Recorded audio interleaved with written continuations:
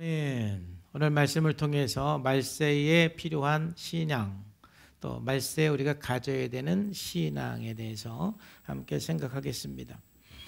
마가복음 13장은 말세에 그리스도인들이 어떻게 살아야 되는지 보여주는 내용입니다. 특별히 말세에는 많은 어려움들이 있고 그런 징조들이 있는데, 그때 우리 그리스도인들이 살아야 될 첫 번째는 속지 말아야 됩니다.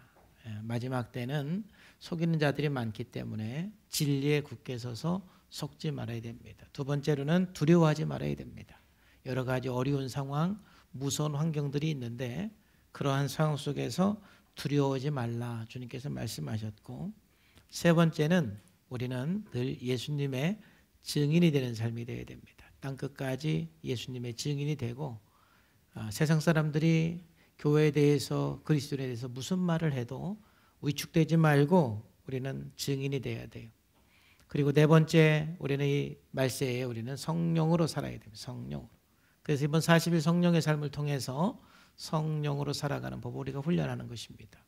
왜냐하면 우리가 예수님을 믿고 성령은 받았지만 너무너무 육신대로 살고 자기 생각으로 살아가는 것이 너무 익숙해지고 너무 훈련되어서 예수를 믿어도 성령으로 사는 것이 굉장히 부자연스럽습니다. 훈련을 해야만 우리가 성령으로 살고 믿음으로 살아가는 것입니다. 아마 이번 40일 성령의 삶을 통해서 여러분들이 많이 훈련됐기 때문에 앞으로 오직 성령으로 살아가면서 최고의 인생을 만들어 가시기를 주 예수님의 이름으로 축복합니다. 다섯 번째로 우리는 끝까지 인내해야 됩니다. 살아내야 됩니다. 그리스도인으로서의 어떤 여러분들의 역할들이 있습니다. 그리스도인의 부모, 그리스도인으로서의 사업가, 그리스도인으로서의 직장인, 또는 교회 안에서 여러분들이 많은 직분들이 있는데, 바로 끝까지 견딘다라는 것은 살아내는 것입니다. 강하고 용맹한 자가 되어서 어떠한 상황 속에서도 우리가 살아낼 때, 끝까지 견딜 때 반드시 하나님은 우리를 구원하신다. 그리고 마지막으로 여섯 번째로는 깨어 있어야 되는 것입니다. 그러니까 깨어 있으라는 것은 성실히 살아가는 게 깨어 있는 거예요. 예수님이 내일 오신다 할지라도 오늘 여러분들이 할 일을 하는 것입니다. 아주 성실하게. 그게 주님께 상 받는 것입니다. 내일 주님이 오신다 할지라도 여러분들이 10년 후를 생각하면서 오늘 성실하게 살아가는 것이 바로 예수님의 그 재림을 대비하는, 오심을 대비하는 삶이고, 또 두 번째 깨어있으라는 말은 늘 주님의 오심을 준비하는, 즉 나를 정결하게 하고 신부로서 나를 단장하고 예수님을 닮아가는 삶으로서 준비하는 삶을 살아야 한다. 이것이 지난주까지 우리가 함께 나눈 말씀입니다.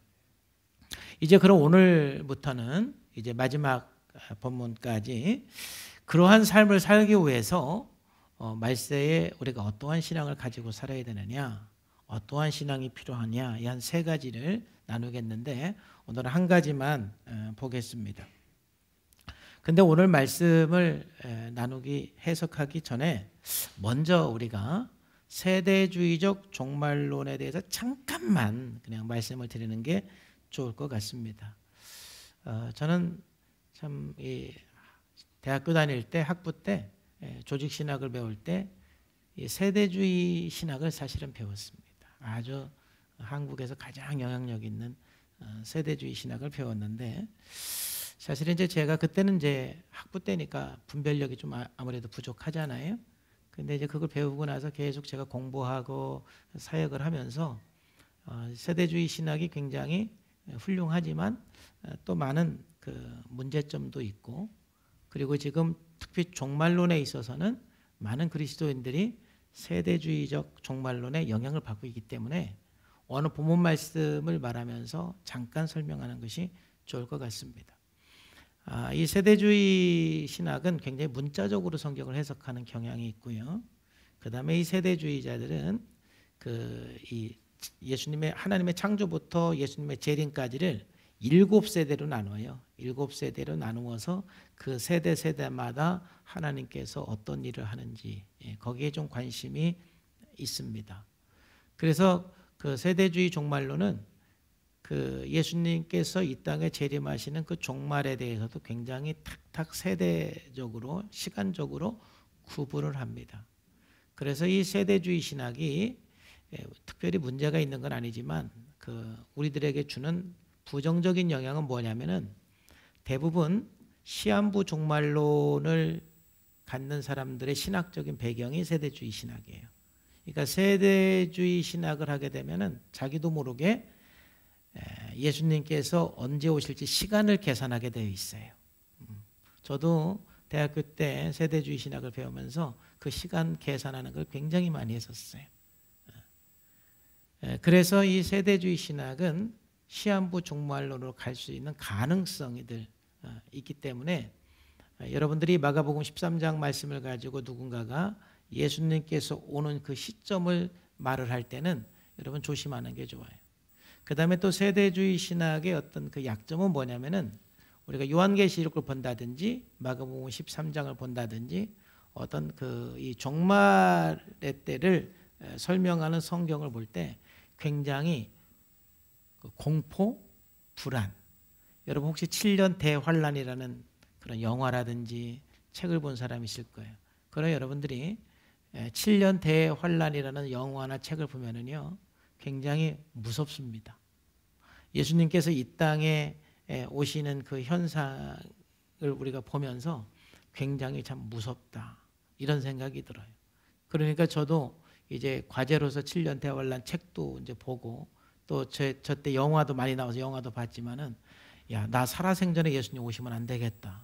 너무 무서워서 그런 생각이 들었어요. 그러니까 이 세대주의 신학이 큰 문제는 없지만 이러한 그 부작용이 있을 수가 있어요. 자, 그러면 세대주의적 그 종말론을 마가복음 13장만 가지고 이제 간단하게만 살펴보면 이들은 예수님의 재림 때의 이런 순서, 이런 시간적 순서를 가지고 예수님이 재림을 하고 이런 시간적 순서를 가지고 재림을 하기 때문에 자꾸 예수님이 오시는 시간을 계산하려고 합니다. 그래서 일단은 어떤 순서로 오느냐. 첫째는 굉장히 전쟁과 기근과 지진이 많이 이제 증가가 된다. 그러면서 세계는 점점 혼란에 빠지기 시작한다. 점점 혼란에 빠지는데 이제 엄청난 혼란에 빠진다라는 거예요. 세상이 엄청난 혼란에 빠지는데 어느 날 그 혼란을 잠재우는 한 강력한 지도자가 나오는데 그게 적그리스도라는 거예요.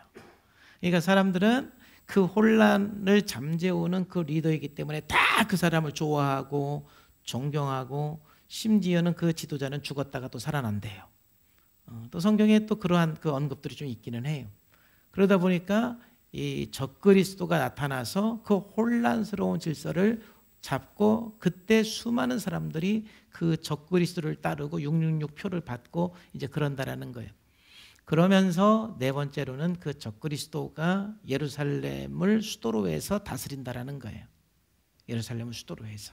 그러니까 예루살렘을 수도로 해서 어떤 강력한 지도자가 섰을 때 우리는 그 사람을 적그리스도로 이제 보자고 그러는 거죠. 그럼 그 적그리스도가 누구일 것이냐? 뭐 EU 뭐 대표가 될 것이냐? 뭐 옛날에 아니면 뭐 어떤 뭐 소련의 뭐 그 대표가 될 것이냐? 뭐 누가 될 것이냐? 뭐 이런 걸 이제 그 관심을 갖는 거죠. 그러면서 이제 그가 그 예루살렘을 수도로 해서 다스리면서 전쟁을 일으키는데 이게 이제 예수님 오시기 직전에 일어나는 최대의 전쟁인데 그걸 아마겟돈 전쟁이라고 그래요. 이 전쟁을 통해서 이제 엄청나게 많은 사람들이 죽고 고통을 당하고 그리고 예수님께서 재림한다고 그러는 것입니다. 자, 이러한 그 순서를 가지고 예수님의 재림을 보기 때문에 이러한 사건들이 일어나면 이제 예수님께서 몇 월 며칠 날 오실는지 대충 감을 잡을 수 있다라고 보는 것이죠. 여러분, 그래서 이제 마가복음 13장도 이 어떤 내용을 마가복음 13장을 가지고 많이 보는데, 자, 마가복음 13장 그 14절 말씀에 보면은 오늘 여러분들이 이제 마가복음 볼 때 이런 말씀들을 우리가 너무 어렵게 생각하고 혼돈하면 안 되는데 제가 이제 좀 이따가 이제 말씀을 드릴 거예요. 세대주의 입장에서 일단 말씀을 드리면 세대주의 신학은 이 멸망에 가증한 것이 서지 못할 곳에 선 것을 보면 이게 바로 적그리스도가 예루살렘의 수도로 해서 거기서 이렇게 통치를 시작했을 때가 바로 멸망에 가증한 것이 예루살렘에 섰다. 이렇게 이제 해석을 하는 거예요. 그러니까 적그리스도가 예루살렘에서 통치를 시작했다. 그때 도망가라 이거죠. 그 다음에 또 19절 말씀에 보면은 하나님께서 이제 창조하신 시부터 지금까지 이런 환란이 없었다. 바로 이게 아마겟돈 전쟁이라고 보는 거예요. 그래서 이제 적그리스도가 통치를 하고 이제 이 아마겟돈 전쟁이 일어나서 지금까지 경험해 보지 못했던 엄청난 환란. 19절을 먼저 봐야 되는데 왜 24절을? 엄청난 환란이 있을 것이다. 그리고 나서 이제 그 환란과 함께 이 자연계도 우리들에게 큰 고통, 혼란을 주게 될 것이다. 그래서 그때의 그 환란 후, 전쟁 후 해가 어두워지며 달의 빛을 내지 아니하며 별들이 하늘에 떨어지며 하늘에 있는 권능들이 흔들릴 것이다. 그러는 거죠. 그리고 나서 예수님이 재림한다. 26절, 그죠? 그때에 인자가 구름을 타고 큰 권능과 영광으로 오는 것을 보리라 그래요. 그러니까 마가복음 13장의 그 내용을 시간적으로 쭉 이렇게 해석해 나가는 거예요. 근데 여러분, 이 성경은 절대 시간적으로 배열하지 않았어요. 신앙 우리들에게 어떤 교훈을 주기 위해서 사건을 그때 인용을 해서 말씀한 것이지 시간 순서대로 기록한 게 성경은 아니거든요.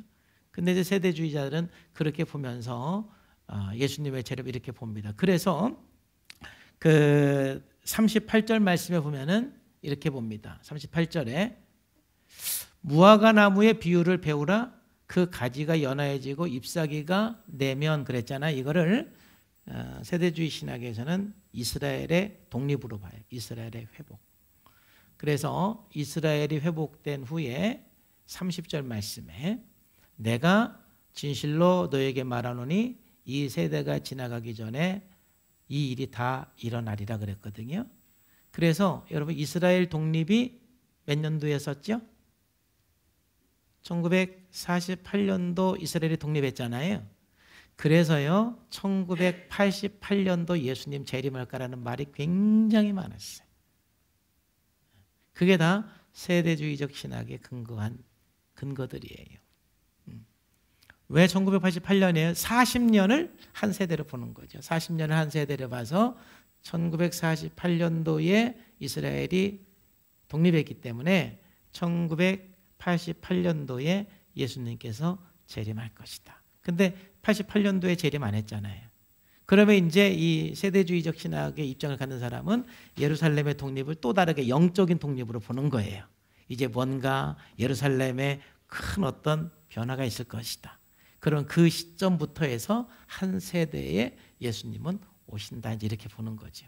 자, 이 말씀을 드리는 이유는 왜 그러느냐 하면은 여러분, 우리의 그 신앙을 좀 이렇게 미혹하고 특히 그 이단들은 대부분 창조론과 아니면 종말론을 가지고 많은 사람들을 미혹합니다. 그리고 이러한 말씀을 가지고 예수님이 오시는 그 시점에 대해서 쭉 설명을 하면은 굉장히 일리가 있어요. 일리가. 뭔가 이 성경이 딱딱딱딱 들어맞는 그것을 여러분들은 분별할 수가 없습니다. 그럴 때 여러분들이 잘못하면 거기에 혹 넘어가서 자기도 모르게 그러한 어떤 시한부 종말론이라든지 이런 좀 잘못된 종말론에 여러분들이 미혹될 수가 있는데 그때 여러분들의 신앙은 굉장히 어려워지게 되는 거예요. 그래서 이걸 잠깐 언급하는 것은 여러분들 성경을 볼 때 이렇게 해석을 하면은 이게 좀 세대주의적 관점에서 보는 거구나 하고 분별을 해서 여러분들이 빠지지 마셔야 되고, 가장 좋은 거는 여러분들이 설교를 윤양중 목사님의 설교만 듣는 게 제일 좋습니다. 할렐루야. 요즘에 유튜브로 이제 코로나 때문에 비대면하면서 좋은 점도 많은데 또 하나는 여러분들의 그 유튜브에 이제 여러 이제 성산교회 비슷한 이름들 이런 게 설교가 뜨잖아요. 그럼 여러분도 모르게 이제 클릭을 해서 들어요. 그렇게 해서 여러분들의 신앙에 도움이 되면 제가 들으라고 그러는데 절대 신앙에 도움이 안 돼요. 원래 공부 못하는 사람이요, 국어 공부하다가 자꾸 수학 공부하고 싶어서 수학 공부하고요, 수학 공부하다가 갑자기 영어 공부해서 영어 공부하고요, 이 책 저 책 보다가 공부 못하는 거예요. 공부를 잘하는 사람은요 책 한 권이 머릿속에 있어요. 그러면 그게 하나의 방이 돼, 방. 그게 방이 돼가지고 이제 다른 책을 읽어도 그 방으로 탁탁 연결이 돼가지고 정리가 돼요. 근데 이제 여러분들이 이 성경 말씀이 전체적으로 지금 정리가 안 된 상태에서 이 설교 듣고 저 설교 듣고 그러면 여러분 정리가 안 돼요. 정리가. 제 설교를 들으면 여러분 정리가 되시죠? 왜냐면 저는 정리가 되니까 그래도 이제 전문적으로 공부를 하니까 제 나름대로 신학적인 줄기가 분명히 있단 말이에요. 건전한 신학적인 줄기가 분명히 있고 그다음에 성경에 대해서 많이 읽고 연구를 했기 때문에 그 어떤 걸 들어도 제가 가지고 있는 그 방들이 있고 다 연결이 되니까 정리가 되고 그래서 아마 여러분들이 제 설교를 들으면 정리가 될 거예요. 그러니까 지금 이 마지막 때에는 그 여러 목사님들의 설교 막 다양하게 듣는 것보다는 정말 이 건강한 설교를 집중적으로 듣는 게 굉장히 좋아요. 그래서 지금은 제 설교를 반복해서 들으시면 진짜 좋아요. 오늘 그 일부 예배 때 그 성령의 삶을 해서 나눈 심의서 집사님은 제 설교를 들으면서 인생 설교가 몇 편 있더만요.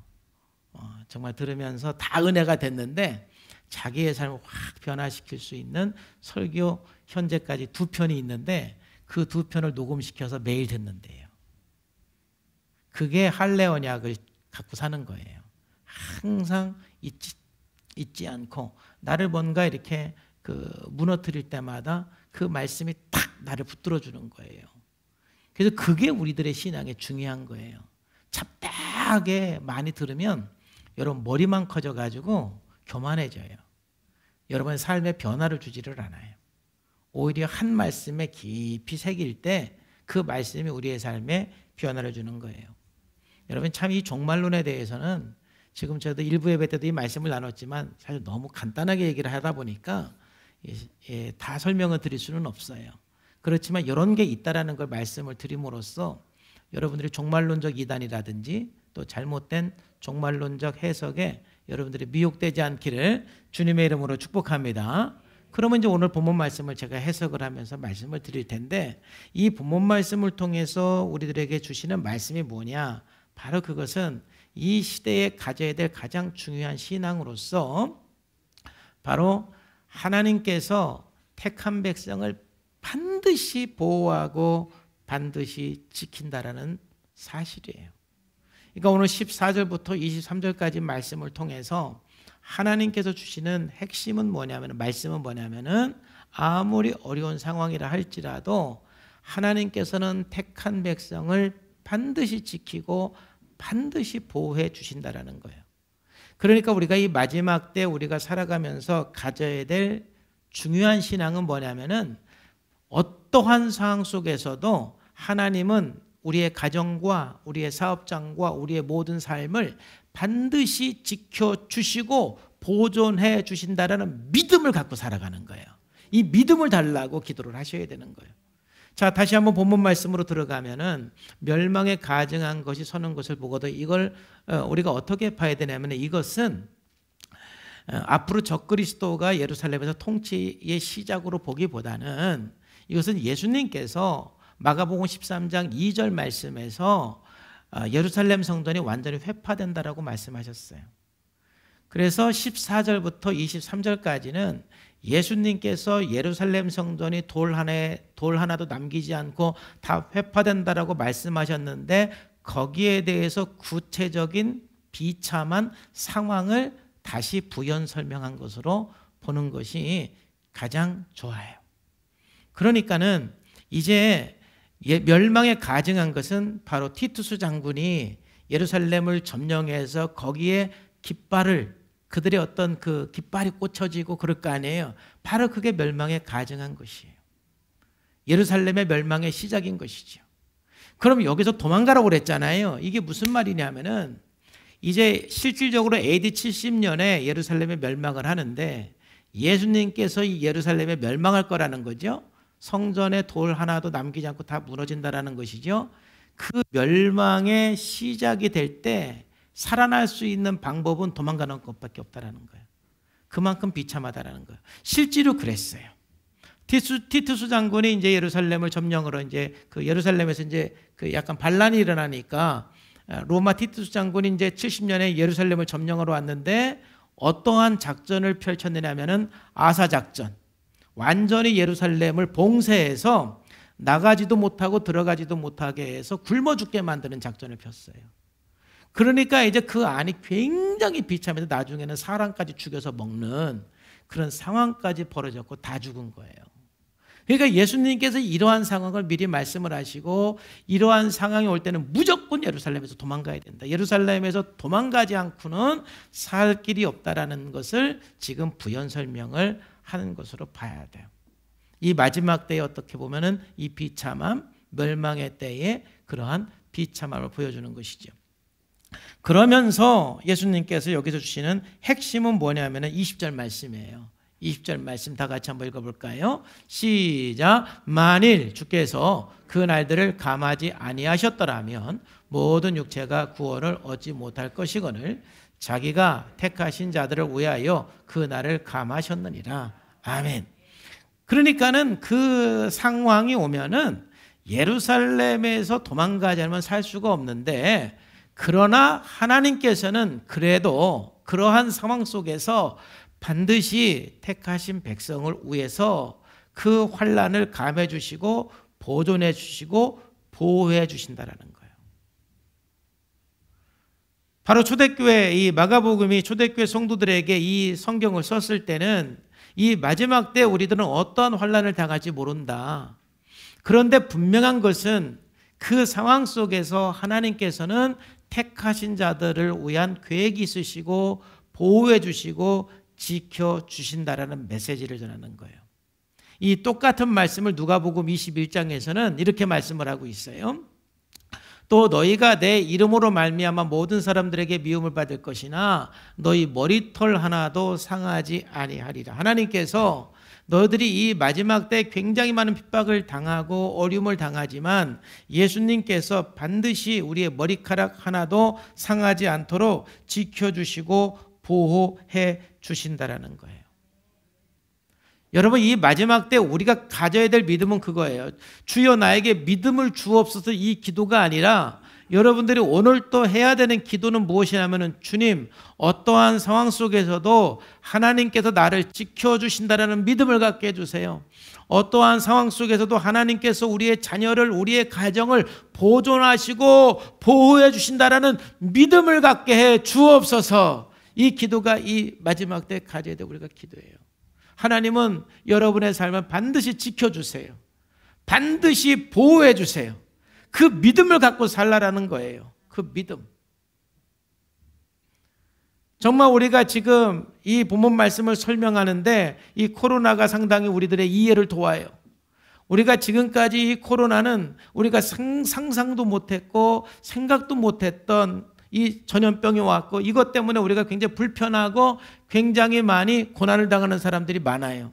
그런데 앞으로 이 마지막 때는 이보다 더한 것들이 올 수 있다라는 거예요.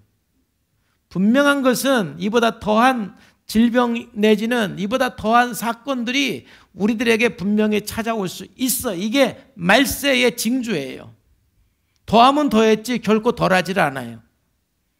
근데 그런 상황 속에서 우리들이 가져야 되는 믿음은 뭐냐면은 하나님께서 그래도 택한 백성은 보존하시고 지켜주신다라는 믿음을 가지라는 거예요. 분명히 하나님께서 우리를 지켜주십니다.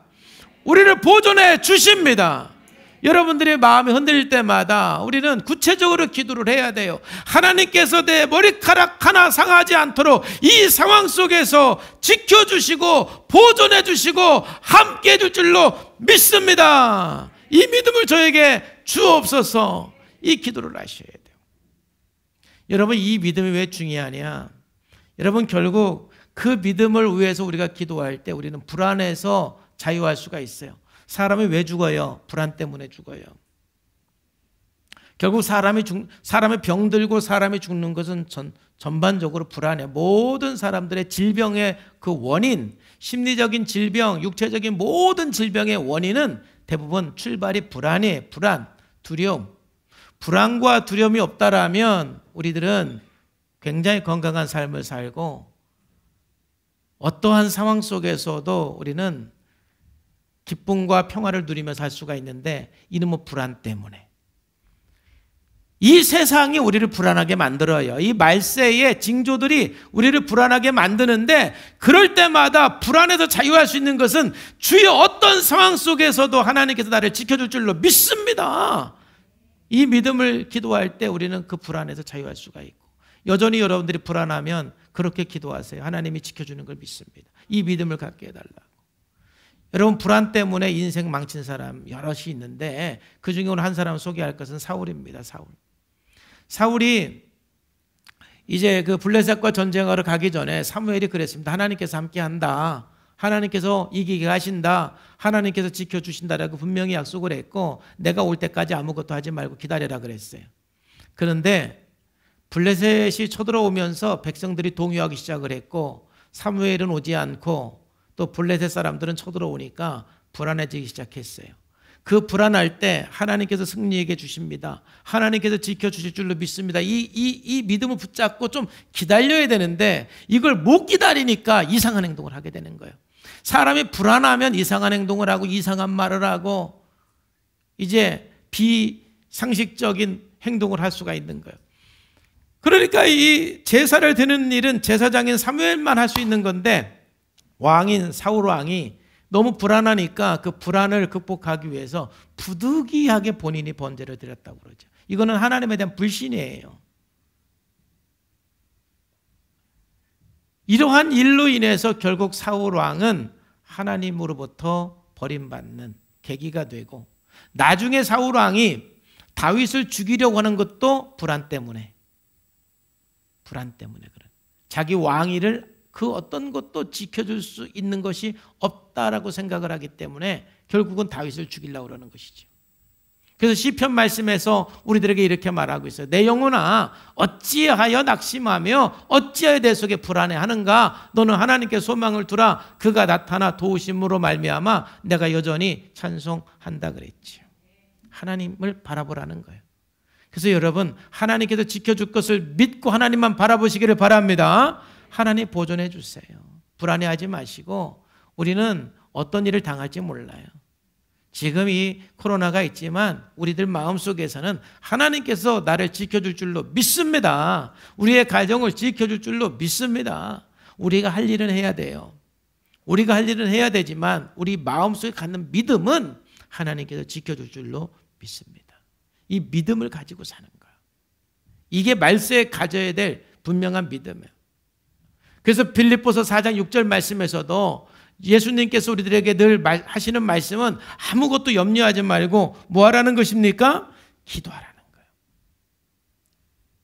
여러분 안에 있는 그 모든 불안과 두려움은 다 십자가에 못 박히시기를 주님의 이름으로 축복합니다.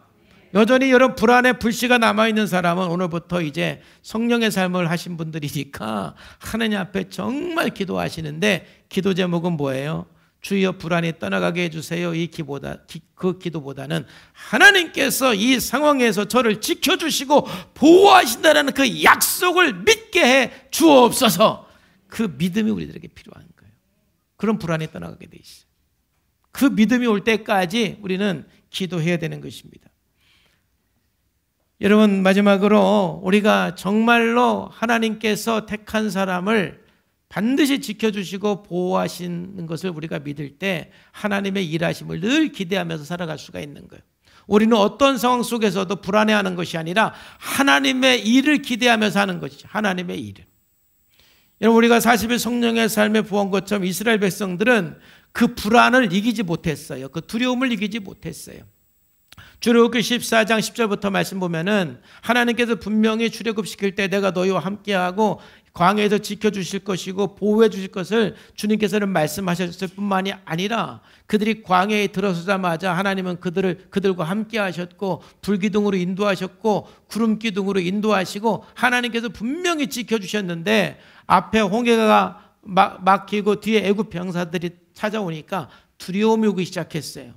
그래서 10절 말씀에 보니까 그 이스라엘 자손이 그 심히 두려워해서 하나님을 불렀는데 그 부름이 그들의 두려움을 이기지를 못했어요. 그 부르짖음을 통해서 하나님께서 우리를 반드시 지켜주신다. 하나님께서 반드시 어떤 방법으로도 우리를 살려주신다. 하나님께서 어떤 방법으로 우리를 인도해 주신다. 이 믿음을 가져야 되는데 그 믿음을 갖지 못하니까 바로 11절 말씀이 어떻게 합니까?